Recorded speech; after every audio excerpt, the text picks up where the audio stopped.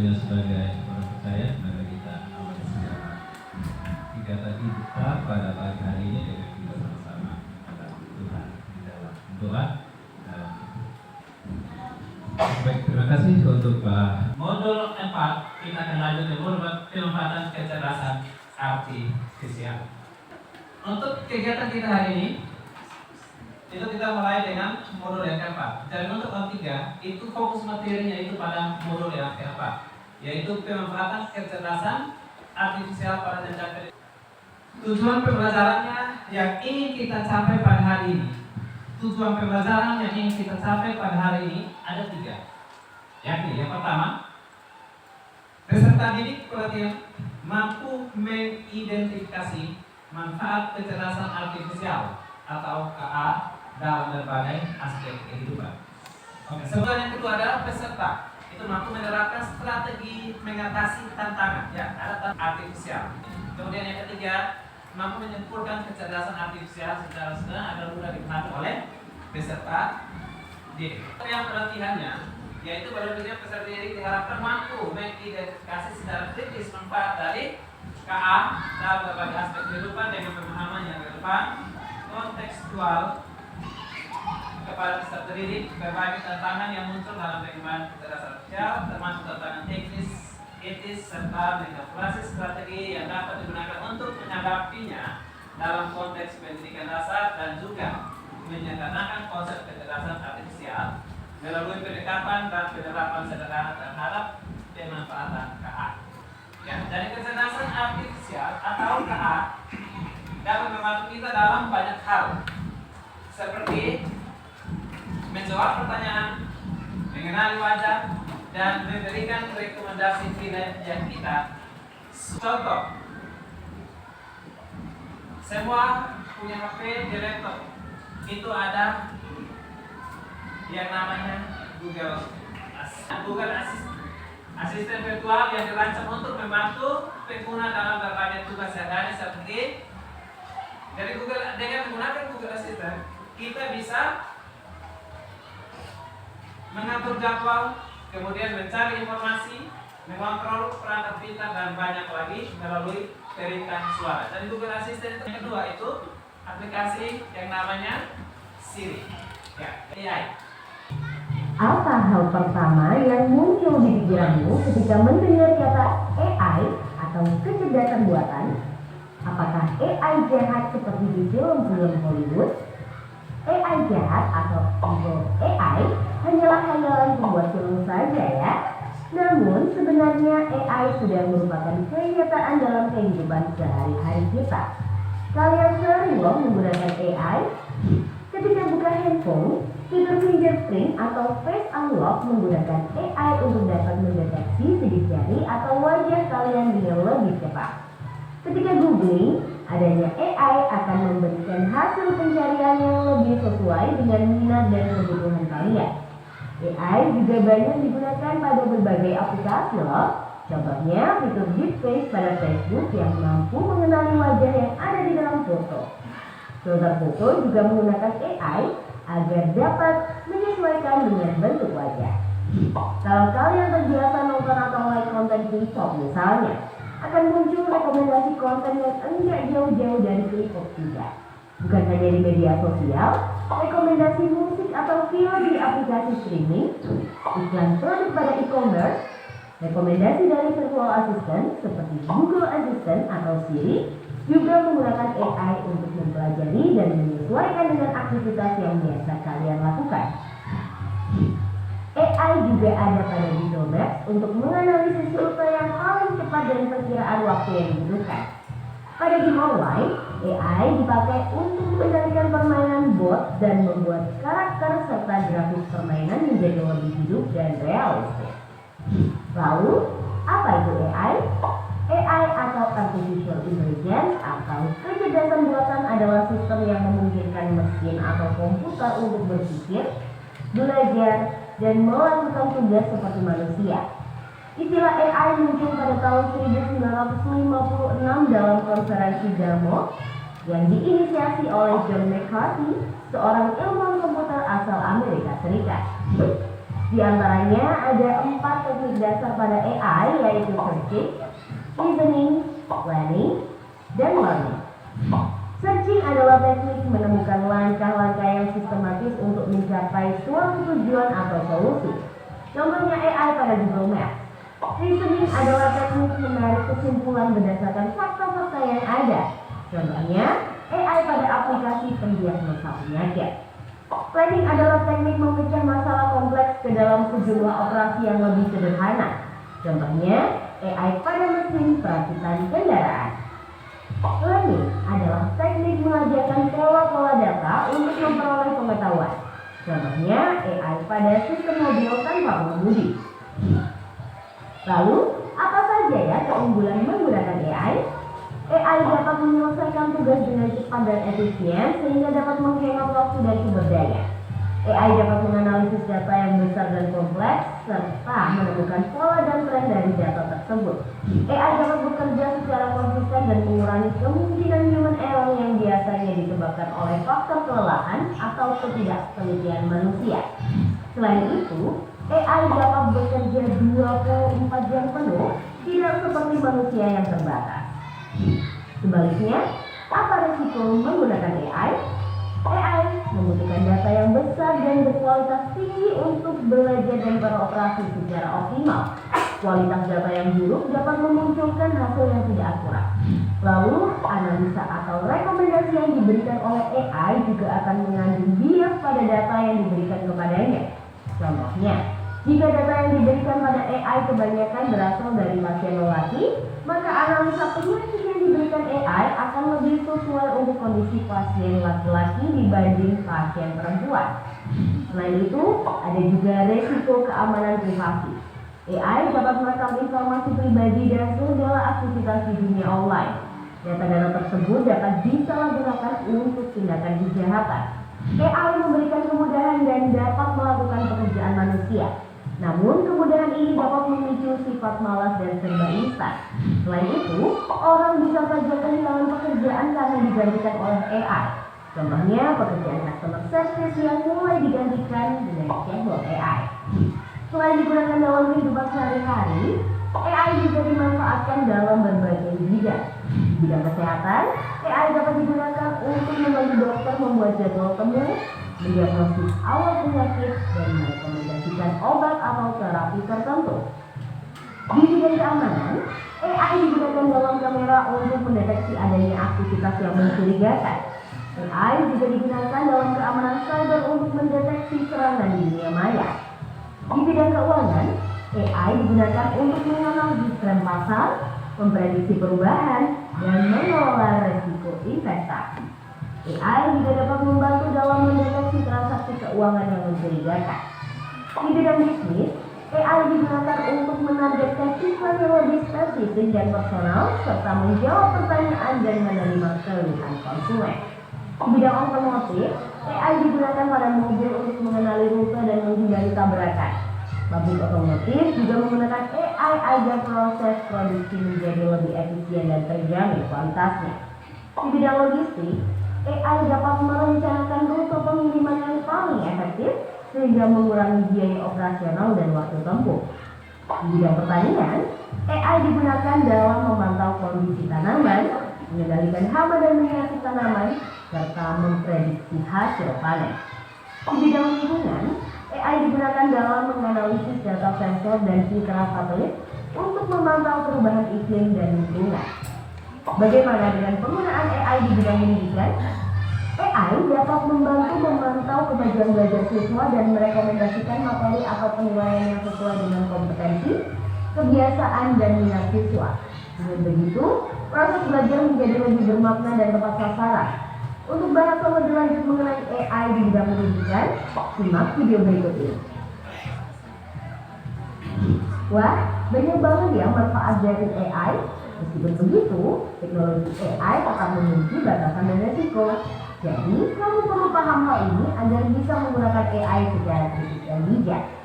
Teknologi AI. Fungsi KA. Apa itu fungsi KA? Ya, jadi melakukan pekerjaan lebih cepat, mudah, dan efisien. Di dalam penjelasan pun ada. kemudian informasi diperoleh lebih cepat, mudah dan efektif, kemudian mendengar lagu favorit tanpa harus mencari satu persatu. Itu YouTube ya. Masih ada lagi Canva. Yang ada aplikasi TikTok. Ya, untuk aplikasi TikTok itu tuh pola pengenalan wajahnya kan sudah ada. Karena dia sudah menggunakan AI. Ya. Coba Bapak Ibu guru, kita bisa praktek secara bersama-sama. Coba semua pegang HP. Kemudian kita buka TikTok. Kalau tidak nanti kita pikir AI ini belum ada. Ya, yang ada TikTok, kalau semua sudah buka, itu pada posisi tambah di tengah. Pada bagian tambah itu di bagian tengah. Di situ paling atas itu ada pilihan, ada 60 detik, 15 detik, ada foto, ada teks, kemudian ada berbagai efek favorit juga ada di situ. Ada tidak? Ada kok? Ada. Ya, silakan pilih efek sesuai dengan dari membuat video. Contoh, ini kan sudah ada, tinggal masukkan foto, sudah jadi. Ini dengan TikTok, ini kerjanya AI. Ini kan sudah ada toh,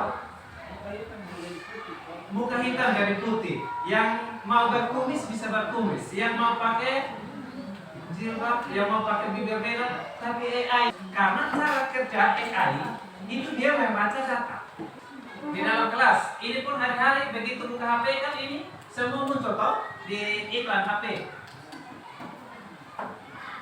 Nah ini yang masuk dengan, dan ini yang membantu manusia. Ini yang sering ada iklan di HP. Kalau yang berikut,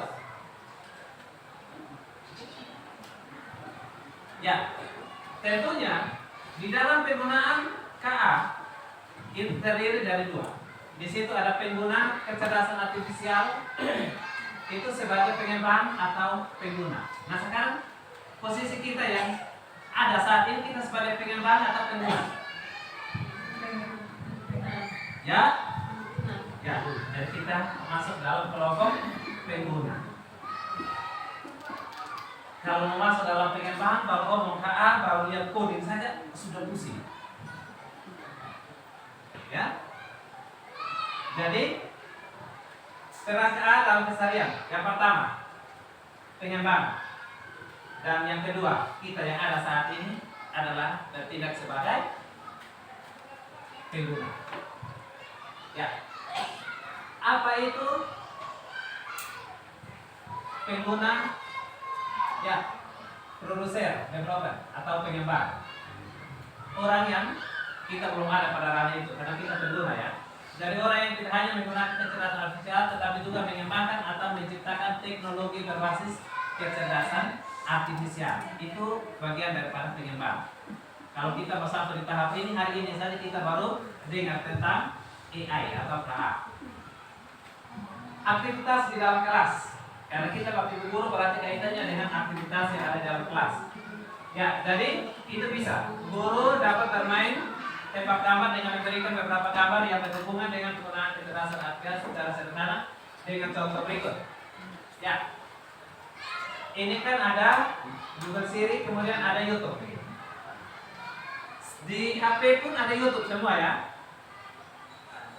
Di HP itu ada YouTube semua. Jadi ketika kita buka YouTube, baru login masuk di YouTube, yang sering kita cari otomatis itu dia jadi prioritas, dia langsung otomatis muncul. Coba yang suka dengan lagu, begitu dia masuk YouTube itu yang muncul itu pasti deretan lagu-lagu semua. Betul atau tidak? Nah, ya. Yang hobi nonton film laga, begitu dia buka YouTube, maka langsung dia rekomendasi kasih film laga semua.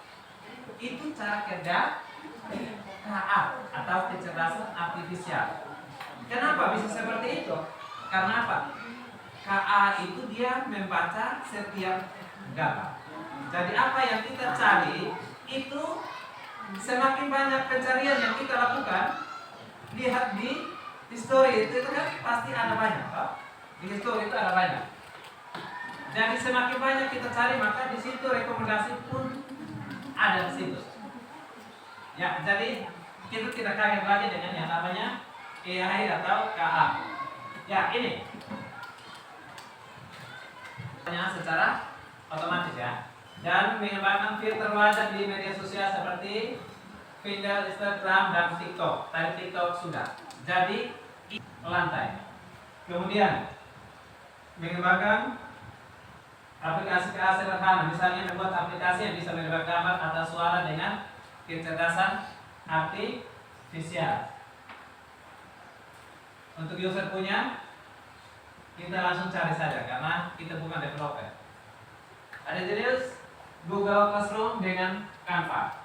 Kemudian ada juga Gemini dengan pengemudi atau yang kita kenal dengan Tesla. Ya, kita yang dapat saat mengembangkan KA atau kecerdasan artifisial, yaitu membentukkan banyak data KA karena belajar dari data yang diberikan ya. KA itu belajar dari data yang diberikan. Jadi kalau semakin banyak data, contoh seperti di Gemini, semakin banyak data yang kita berikan, maka hasilnya itu makin akurat. Yang berikut, jika datanya salah atau tidak lengkap, maka hasilnya juga bisa saja salah. Dari pakai yang Pak input saja, jawab berdasarkan hasil tangkapan yang Pak input. Yang Pak input itu rambutnya pendek, tapi tidak mengenakan lipstick. Ibu bisa analisa dia sebagai perempuan atau laki-laki. Rambutnya pendek. Tapi kalau Pak bilang dia menggunakan lipstick, itu perempuan. Ya. Oke. Ya, tepuk tangan untuk ya. Jadi, Bapak Mama semua, AI itu cara kerjanya itu seperti yang simulasi tadi. Jadi data hasil input itu dia baca berdasarkan apa yang kita input. Gemini dan aplikasi yang lainnya pun sama. Kita minta tolong dia buat data yang kita input otomatis hasilnya salah. Jadi kalau robot yang dia pelajari apel merah, maka dia tidak akan kenal apel hijau. Dia pelajari apel merah, maka dia tidak kenal apel hijau. Tetapi kalau kita sudah input ada apel merah, itu ciri-cirinya seperti ini. Apel hijau, ciri-cirinya seperti ini, maka dia bisa mengenali itu. Yang berikut, dalam pemanfaatan kecerdasan artifisial, adalah teknologi yang masih sulit, masih terbatas dan untuk dijangkau ya. Yang tidak semua orang dapat menikmati fasilitas teknologi KA karena keterbatasan teknologi. Ya, jadi ada yang punya HP yang sudah bagus, otomatis. Yang kita buat baru itu email yang baru dibuat, yang tidak ada file apa-apa. Jadi biar anak bermain dari situ. Kemudian file foto dan data pribadi lain-lainnya itu kita jangan berikan akses untuk anak-anak.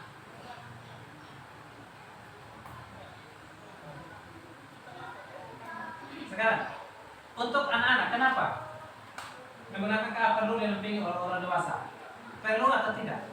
Ya, perlu. Kenapa? Karena ini untuk data pribadi yang berikut. Anak-anak itu kalau sudah kecanduan susah untuk berhenti. Dari fungsi kontrol mendampingi saat anak penggunaan KA itu adalah pertama keamanan data pribadi itu anak tidak salah gunakan karena anak kita kan tidak tahu begitu dia bermain data yang pribadi yang kita punya itu bisa saja anak itu kirim. Begitu dia buka aplikasi ini dia minta harus kirim foto 3 atau lain sebagainya tanpa sengaja dia langsung kirim. Kemudian mencegah kecanduan teknologi dan yang berikut memastikan konten yang diakses adalah konten aman untuk anak-anak. Jadi jangan sampai Bapak Mama tadi cara kerja KA itu dia kan baca data. Anak-anak itu nonton YouTube, Bapak Mama itu sering nonton hal-hal yang pemikiran orang dewasa. Contoh, ketika anak pegang HP, otomatis itu pun langsung muncul. Itu anak itu bisa langsung klik, maka langsung masuk ya. Jadi perlu pengawasan dari para orang tua. Jadi jangan sampai salah. Karena konten yang aman itu kita harus perhatikan. Ya, seperti itu.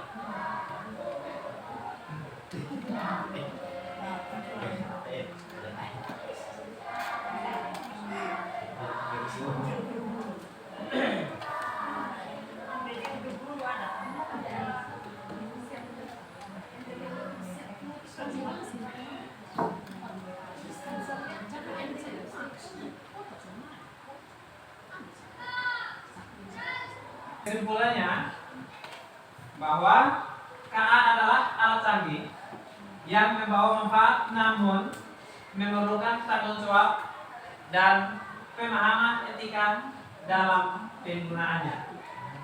Ya, kemudian untuk aksi nyata yang harus kita lakukan adalah kita tingkatkan literasi digital dan menjadi pengguna KA yang bijak dan bertanggung jawab. Aturan dan keamanan data. Ya, dari KA sering menggunakan data pribadi seperti foto dan suara. Karena itu ada aturan yang melindungi privasi suara data mereka tidak disalahgunakan. Contoh, pada saat seseorang mencoba untuk menggunakan aplikasi foto generator, ia diminta untuk memberikan foto, kemudian foto diedit secara otomatis oleh KA menjadi bentuk kartun atau mengganti pakaian. Kegiatan seperti ini sangat positif sekali untuk menambah pengetahuan bagi Bapak Ibu guru ya. Jadi diharapkan setelah sosialisasi materi ini yang diharapkan adalah kita pengimbasannya di setiap minggu ketiga dalam kegiatan Kombel. Kegiatan-kegiatan seperti ini sangat membantu untuk guru-guru. Jadi mungkin dari saya untuk IT mungkin belum terlalu ini, tapi ini seperti ini sangat bagus dan ini saya harapkan kita laksanakan terus di setiap minggu ketiga dalam kegiatan kelompok belajar guru bersama di sekolah ini.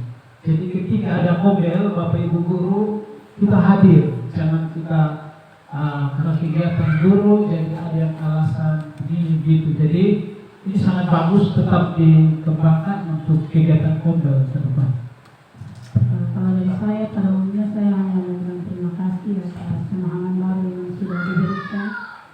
Kiranya Kombel setiap akhir Kombel seperti ini terus berjalan dan banyak pengalaman-pengalaman yang kami dapat untuk berjalan seperti ini.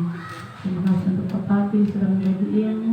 Untuk apresiasi dari teman-teman semua dan dari tempat ini, khusus harap masuk ke